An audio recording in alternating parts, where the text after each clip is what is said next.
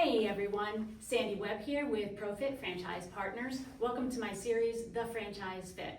One of the things I'm passionate about is helping people find the right franchise that meets their goals and their needs, and looking past all the glossy brochures, the sales pitches, and often the assumptions that a lot of people make about franchises. Today I'm with Jim and Kim Provo, and they are with My Salon Suites. They own 3 locations here in Delaware. What I love about their story is how it's so easy to relate to the journey that they've been on, looking for some change in their lives. And whatever that change may be, a lot of people can relate to wanting something different. So we're gonna hear from Jim and Kim today about what change was looking like for them. But their journey also reflects some of the hesitations and the challenges and the questions that people also experience along the way. So today we're going to hear about how they came into franchising, why they chose My Salon Suites, some of the surprises, rewards, and challenges that they faced, and what ownership really looks like. Thank you, Jim and Kim, for being here. Great to be here. Thank you. So before we jump into the franchising aspects, I'd love for the viewers to learn a little bit more about you. So can you tell us what your professional backgrounds were? Sure. I'm a physicist by education, University of North Carolina, and then by training a nuclear engineer with the U.S. Navy, submarine driver, running nuclear reactors and nuclear weapons specialist. And then after finishing with the Navy, I was a business owner as a financial advisor with a company that's not a franchise, but operated similar to a franchise. We were independent operators. And then along the way, I recruited Kim into the financial advisory business. 6 years later, married her, moved up here to Delaware when I sold my business there in Charleston, South Carolina. And here I went to work with the Small Business Administration as a business coach. And so I worked with probably hundreds or maybe 1,000 small businesses over the year. I was a little bored with that. Loved SBA, loved working with small businesses, but it was the only 9-to-5 job I'd ever had. So I told Kim we needed to look for another opportunity, a business for me to run, and that's how we started searching for franchises. And how about your background, Kim? As Jim mentioned, I'm a financial advisor. That's what I've been doing for the last 25 years. A piece of that is sales, which I think has been very valuable for us because we find a need and then we fill it. And that's really what we do with our franchise in the same way that I do with my financial planning business. Okay. But when he came home and said that he wanted to start a business, I told him no employees and no food. And that really narrowed down the field pretty quickly as far as what would be available to us. But he did, he kept looking and searching, and that's when he came down with the idea of Salon Suites. Right, using a franchise broker, a franchise coach. And I think, Kim, it's important that prior to being a financial advisor, you were a mental health counselor, which was a great fit for both the financial advisory role and a My Salon Suite owner, I think. Lots of good skills. Lots of good skills. So besides being bored, what were some of the changes that you were looking to create through the franchise ownership? Okay, well, as financial advisors and as long-term investors ourselves, we had accumulated a reasonable amount of money, and we're happy with that. We believe in equity investing. But when I was looking for a way to have more passive income or semi-passive income that converted cash into cash flow. I mean, investing, yeah, you can get cash flow from that, but it fluctuates.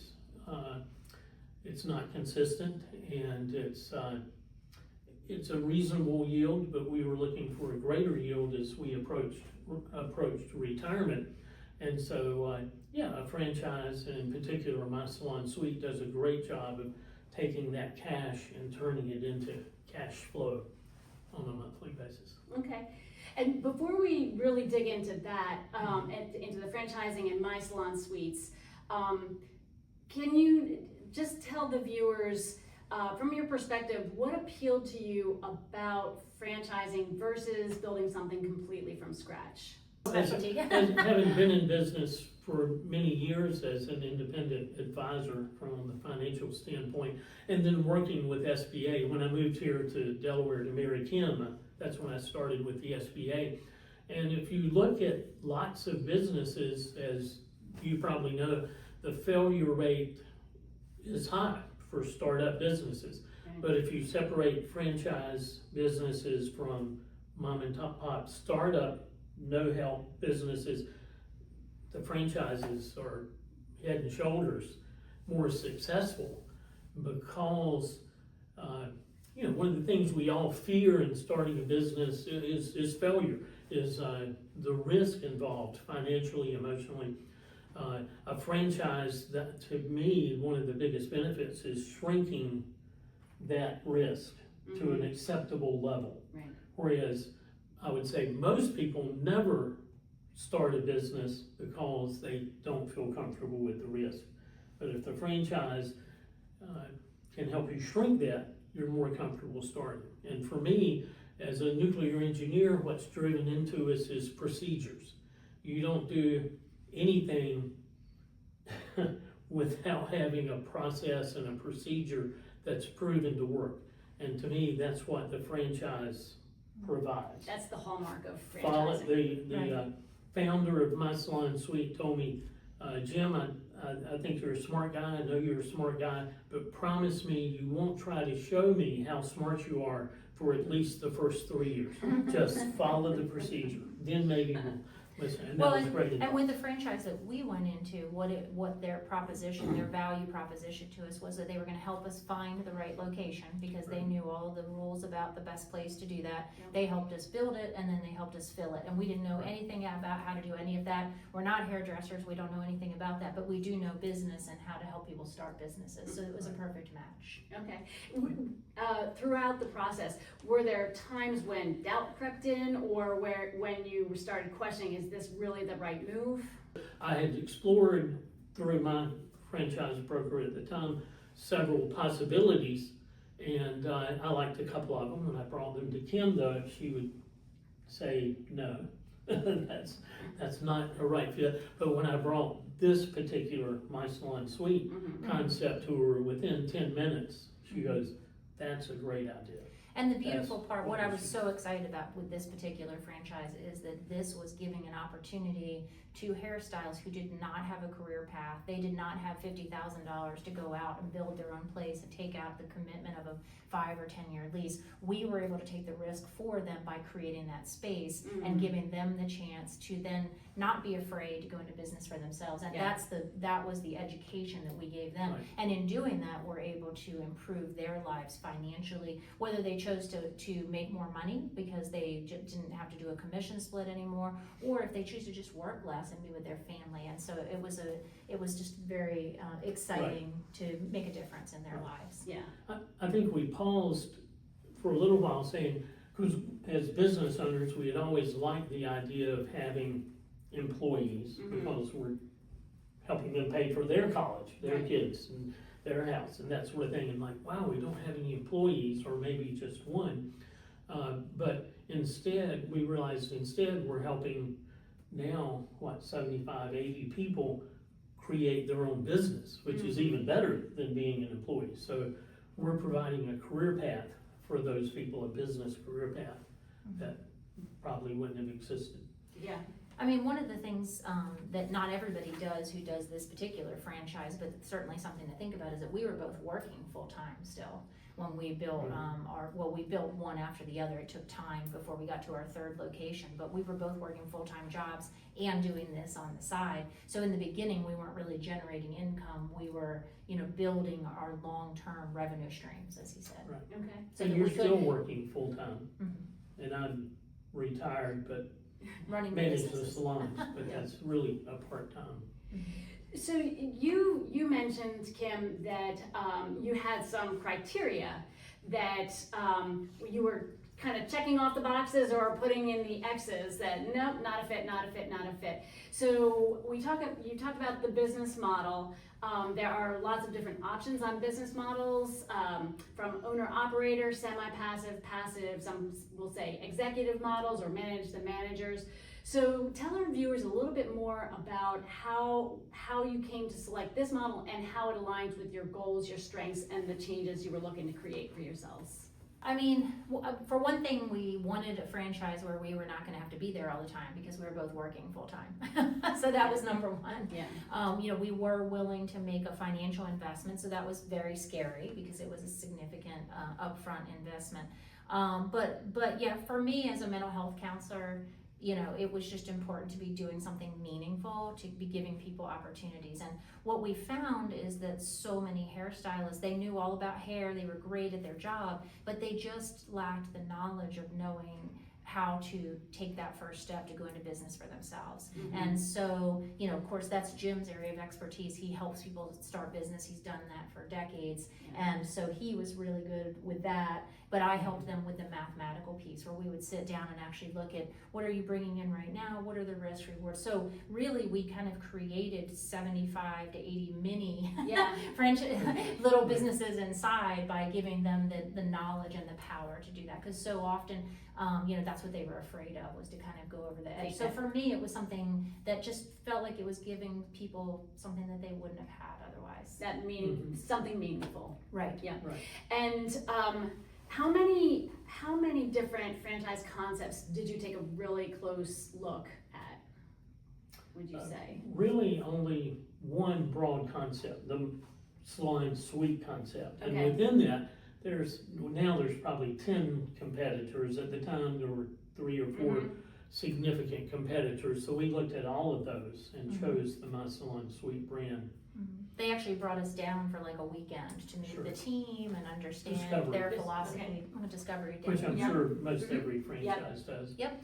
And we, you know, we were so impressed with them, we actually ended up not going to some of the other Discovery Days. Right. And they convinced us that it was a good idea to buy a 3-pack. Right. Which was a good idea. Which seemed like it very worked out, didn't it? I mean, most franchises offer you 1 or a 3-pack or maybe something, a bigger territory. Right. But for Delaware, we knew we wanted to stay within Delaware. At the time, we could see 3. I can see more now, but I think we'll hold at 3. I think as a franchise owner, you know, some people own 100 franchises. That's not for us. We are comfortable with the cash flow and the administration responsibilities of 3. That's a great number. Yeah.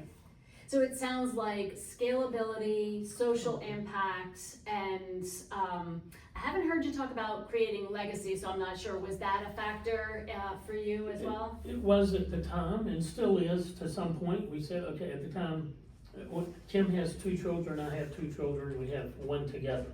And at one point we were saying, okay, we'll build 5, have 1 for each child, and then it was, okay, 3 because 2 of them aren't interested. Now I'm not sure, so maybe. I think we have maybe one. We have one. We have 1 that's interested, and but the nice thing about, again, franchises is there's if you're a successful franchise, there's a liquid market to sell those if you want, or for this concept, it's easy. We're already transitioning into property manager and we already have most of our maintenance team on board, so you know, we don't have to be there. I can call Mary and she'll come fix it. Good. Yeah. That makes it easier. That makes it easier. And honestly, that is the whole point of franchising. Besides the proven, the system, you also are obviously buying into a franchise to have a return on your investment. Nobody makes an investment to not get the money back. Right. So. Okay, great. So we talked about how many concepts you evaluated, and you did touch on why My Salon Suites was above and beyond some of the other concepts because of the support. Were there any other aspects that you really loved about My Salon Suites? Well, at the time, we were the first ones in the state. And so, you know, whereas they had them in California for, I don't know, a good 10 years. yeah, this was something that wasn't here. And so we really felt like we were filling a need that just wasn't even being touched here in Delaware. So that was exciting. Okay. Since that time, there are competitors that have come in, but Yeah.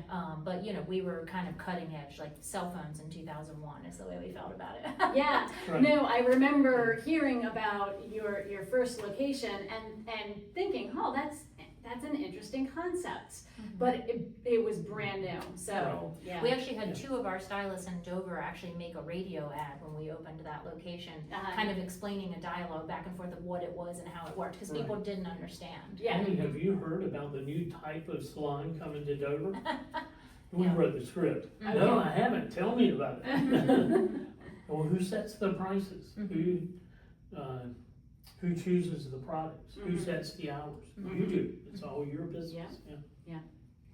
And I love that you've impacted so many different entrepreneurs' lives. You know, 80, that's not nothing. Yeah. You know, that's significant for 80 people to be able to bring that type of independence and income for them and freedom. Right. Yes, Yeah. for sure. Okay, so for every franchise owner that I've talked to, as they've gone through this process, they usually get to that point of saying, oh, this is interesting, to, no, I could really see us doing this. And it sounds like you definitely had that point of clarity. So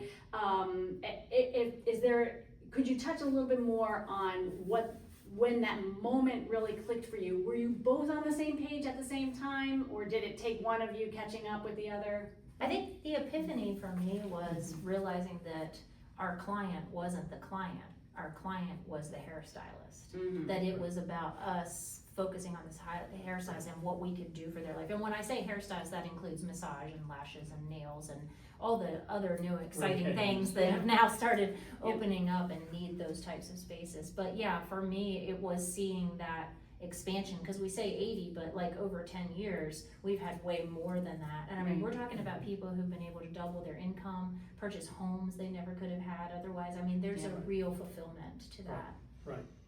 So yeah, And not all of the ladies and some men that come to us, not all of them, as Kim said, make more money. But when I ask, well, why not? They're like, well, I'm only working half time. because they want to be with their family. They want to be with their, So it they gives set them their own personal schedule. freedom and life balance as well. They can come do, instead of staying all day, they can come do 2 appointments, go home, get their kids, feed them dinner, come back. It's their priorities.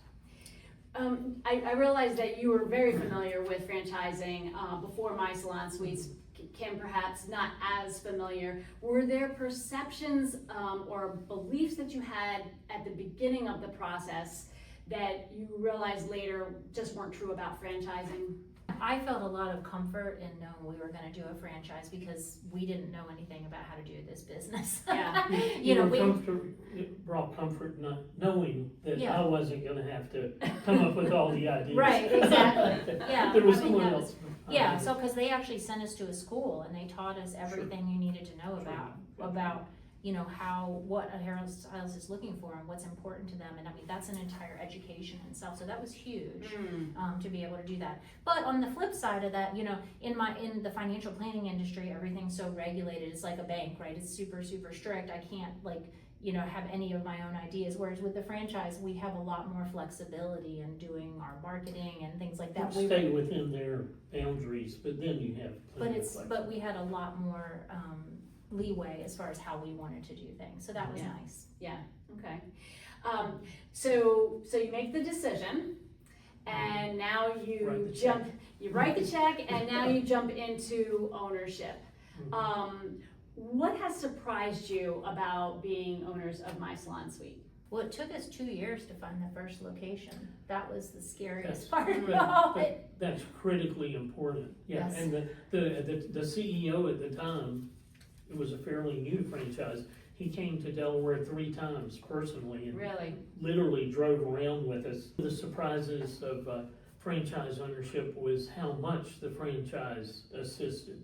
And as you said, finding it, building it, filling it, they were very helpful and still are, even though the ownership of My Salon Suite franchise has changed. It's now owned by Propelled Brands, which owns, so they're a firm that once a franchise reaches about 200 locations, they'll come in and buy the entire franchise, implement their procedures, which frankly have been great because they bring a much higher level of technology and support. Yeah, we for were on us. our own for setting up bank drafts and all those sorts of things in the beginning, and now it's much easier for someone who becomes a franchise owner today. Okay. So, so that may answer my next question, which is actually a dual question.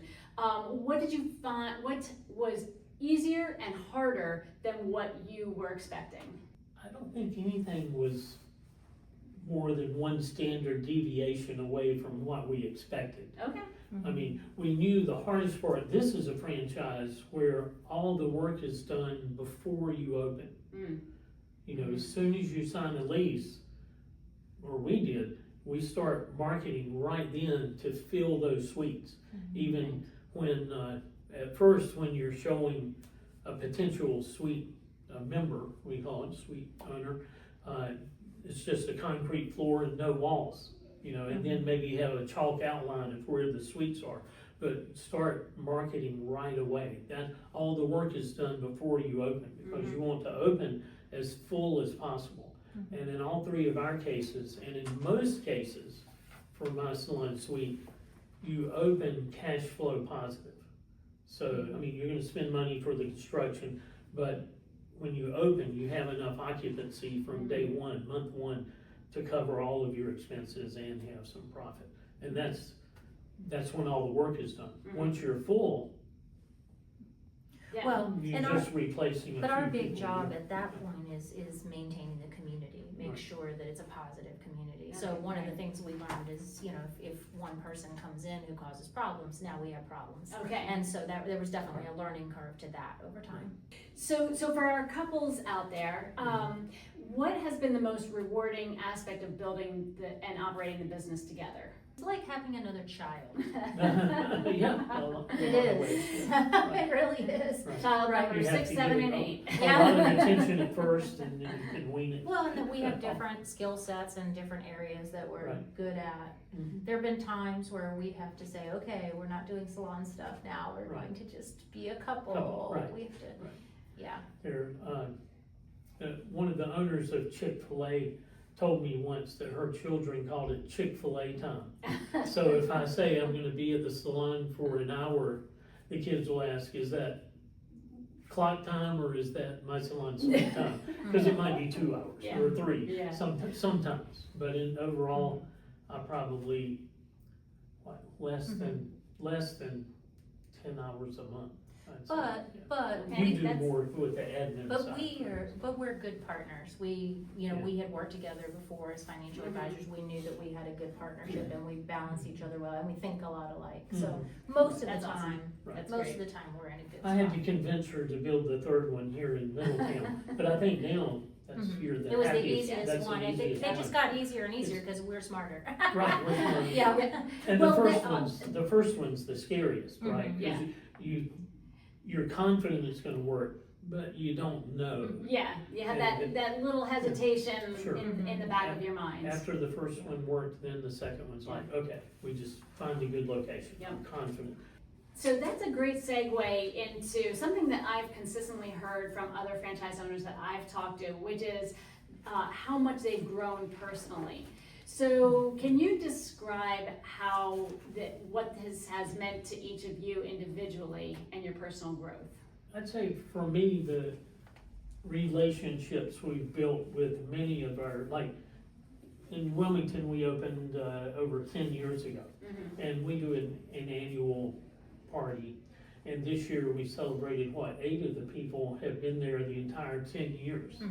And there's probably another, almost a dozen that have been there 5 years or more. So, you know, you build up a strong relationship with them as well, and seeing, as Kim said, the progress they've made and what it's meant to them. That's been, I think, the more valuable part. And I just learned how to choose better tenants over time. Okay. Yeah. In the beginning, you know, there was definitely a learning curve, but We had It's- turnover the first year, and then Mhm. less the second year, and about the third year it was stabilized, and like we said, we've had many people there. and we have such high quality people. We love our people, Yeah, for ourselves, sure. yeah. Mhm. That's nice, like a family, Yep. Yeah, well, an we call them, extended family. they're members, not Mhm. tenants, Uh-huh. and, we treat it that way, we get their input when we make a decision about the complex. What would you say are the qualities that would make somebody a strong fit for this type of a model and concept? Well, for My Salon Suite, the barrier to entry is one, overcoming the concern, the fear that everyone has going into a business. And second, it's capital intensive. At first, you need a substantial amount of either personal money or borrowed money or partner money to finance the build out. That's the single biggest, I think, barrier to entry for this franchise. The rest of it, the franchise is gonna help you with the training again. Mhm. Find it, build it, fill it, that'll help with that. But the filling it is the filling challenge is the hard for some franchisees, and so that's making sure that if you don't have the personality of a person who gives tours and can allay those fears and educate people and help them feel very comfortable and Mhm. safe, then you need to hire someone who can. Okay. Yeah, Right. that would be, Right. that would And be has for that sure, because personality. that makes all the difference. Yeah. So it's not just, just leave it and go, you know, No. pay the franchise fee and then it's just gonna do its thing. No. You still have need to to be still nurture it. Mhm, of course. actively involved. If, it's like, when it comes down to it, My Salon Suite is a real estate management. It's like having 3 condos, Mhm. you know, or 3 Right. condo complexes. If you have good tenants, life is good. If you have bad tenants, life is harder. And so over time, you learn how to Mhm. select good tenants, Mhm. good people. And make sure that they affect the community positively, And that's what's important. I think we spend more time than many do making sure it's good for them. Kim Mhm. does a great job of, okay, well, tell me about your business now. Is it worth it for you to come to My Salon Suite? Cause if So they're they're not, Are you coaching gonna them. do better? yes, cause Yeah. if they're not making enough, if they haven't built enough of their book, we tell them, continue Go. where you are, get to this level, and then Then come back come to to us. us. Okay. And we give them the tools that they need to do that, and they do come Nice. back, which is nice. Mhm. And a lot of our tenants, members, have been salon owners, and they're Stepping just back. interested in that. They don't Mhm. like managing people, they just want to Mhm. do their artwork, and so they come to us. Some of them are brand new, like just graduated from cosmetology school. Okay. It's harder for them, but, cause they're building, but what a great way to start, Yeah. you know. But typically, they need to have a book. before Typically, come. they have Mhm. a book. Yeah, this is not a walk-in business. Yeah. So for our viewers, who are interested or curious about franchising, what would you want them to know in general? Again, the biggest reasons people don't pursue a franchise, if maybe they want to start a business, which is, Kim and I both, and we haven't said it today, but say often is, once you have been a business owner, once you've been self-employed, you can't go back to Mhm. being an employee. Mhm. It's almost impossible. In fact, we joke that franchise owners are unemployable because they want to do it their way, or they want to have that autonomy, and so that's a good thing. But I wouldn't wanna do it without a franchise. Without a franchise. I mean, having been through that and seeing so many There- people that don't make it, There- yeah. There are so many ways to fail in business, Mm-hmm. and many of those are fatal. Just one mistake can be fatal to your business. Hopefully, the franchise you're looking at has already explored all of those and resolved it. Again, the process, the procedure, just do it this way, you'll be successful. I like to say that the franchisee and the franchisor are Siamese twins joined at the wallet, okay? And do you want a franchise franchisor to feel that way about you. They want you to succeed, and nobody wants you to fail. That's not Right. good for them Right. either. So you have someone with the money, experience, network behind you to help you succeed. That, and it shrinks the risk. Again, that's why people don't start businesses. It shrinks the risk down to an acceptable level, Right. because it eliminates a lot, the majority of the uncertainty. I mean, I think people That's the get biggest thing. concerned about the franchise fee, that they have to share that percentage. Mhm. And the question is just, what are you getting You for get that? your Yeah. value. You know, are you getting the value? I mean, for us, we get marketing, we get leads, that people go online and they just write to us directly to ask for tours. I mean, they're giving us something back for that. We're not just giving that for no The reason. ongoing support is Exactly. invaluable. It really Right, is. exactly. Yeah. Yeah, we get 2 leads a day roughly, or one, several a week, through the franchise. All that just show up on my phone. Yeah. And call them, not all of them work out, Yeah. okay, or they don't work out But we're now, not going door to door to see if people are hairstylists. Right. Yeah, I mean, Yeah. they brought kept the technology, and as technology is getting more and more sophisticated, it's What do you important. get for the franchise fee? And, Mhm. I mean, yeah, I think it's well worth what you pay Mhm. for the benefits you Yeah, get, the we- name recognition, the advertising, the technology. We've never been sad about that. Right.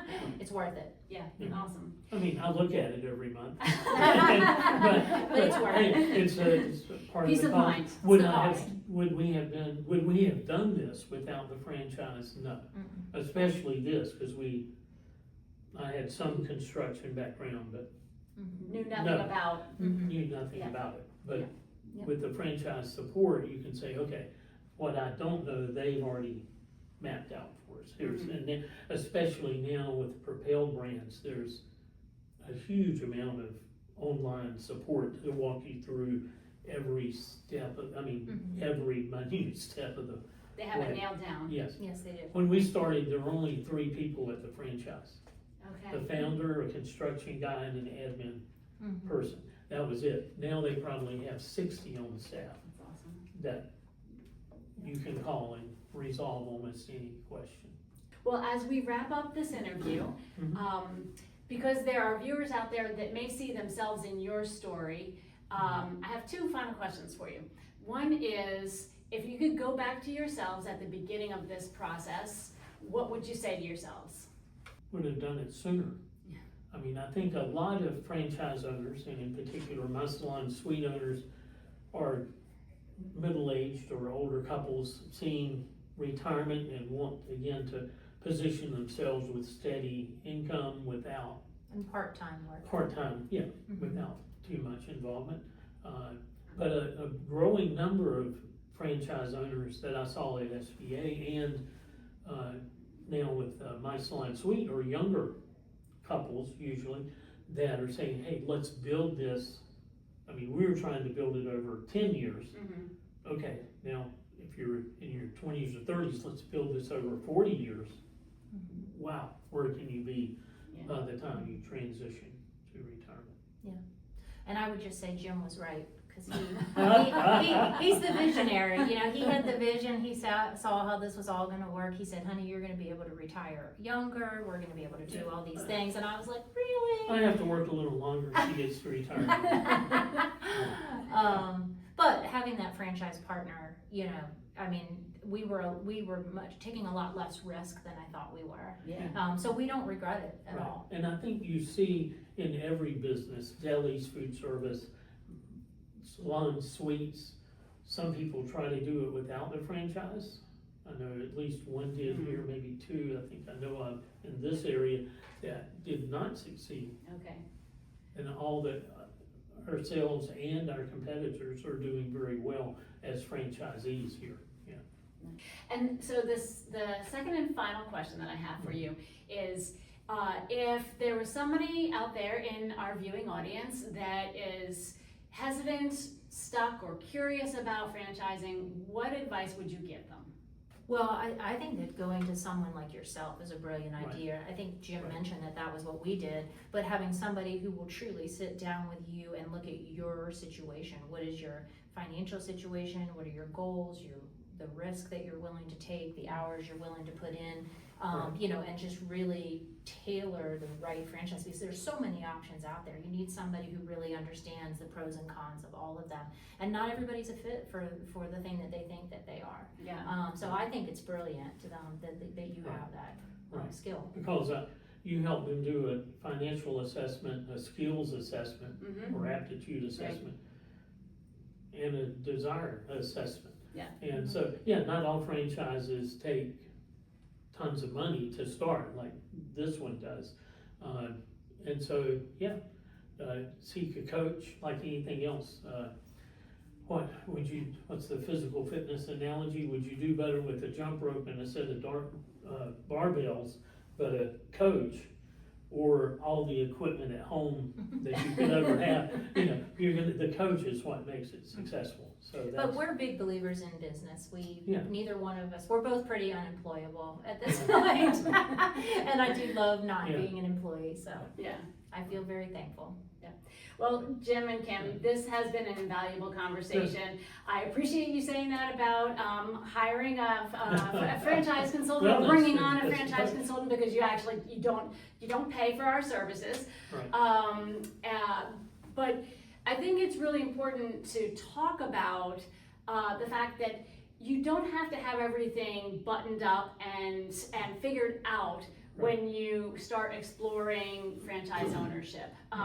The whole point is that when you're working with a franchise consultant, you slow the process down, and really take the time to go through, understand what your goals are, your wants and your needs, and then really thoughtfully explore what your options are, so you end up with that franchise that is the right fit. And it sounds like that's the exact path that you took. So thank you Right. for mentioning that. Sure. Unscripted, I appreciate that. And to all of our viewers who are curious about franchise ownership, I am always happy to have that conversation with you. Thank you again for joining us, Our pleasure. and we'll see you next time. Great.